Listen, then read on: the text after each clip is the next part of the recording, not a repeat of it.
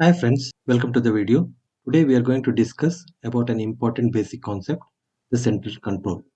Before that, I'm really happy to see that many of you are watching my chess videos and it really motivates me to share more and more chess content with you all. Please feel free to post any questions you have on the specific topic and also to provide suggestions on improvement in my videos. And kindly request to subscribe to the channel if not subscribed already. Right, now in chess board, the four squares d4, d5, e4, e5 are called as central squares. What we need to understand is that controlling the center is very important part of chess. Let us understand why. Let us take knight and place it in the corner.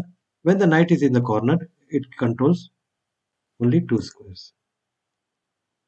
Let us place the knight on the edge. It controls four squares. Now let us place the knight in the central square. Now it controls eight squares. Just by moving the knight to the center, it has started controlling more squares. Let us see how does the bishop behaves. Let us place it in the corner. It controls 8 squares.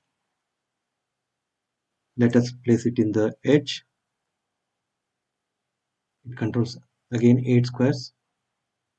Let us place it in the central square. Now it controls 14 squares. Just like knight, even the bishop has started controlling more squares by placing it in the center. Let us see the queen. In the corner, the queen controls 22 squares, and similarly in the edge it again controls 22 squares. But when we place the queen in any of the center squares,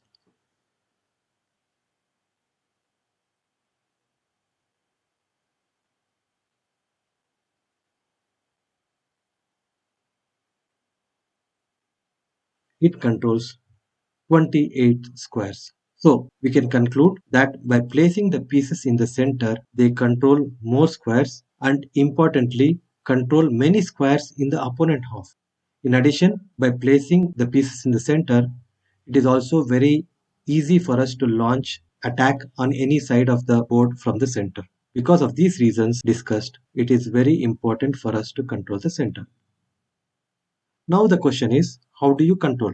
There are two ways. As we discussed, we can place the pieces directly in the central squares.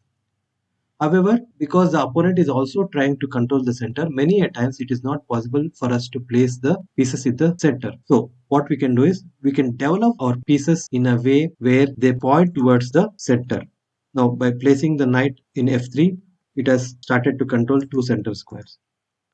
Similarly, if you place the knight in c3, it controls two squares. Similarly, if we can place the bishop here, it controls the central square.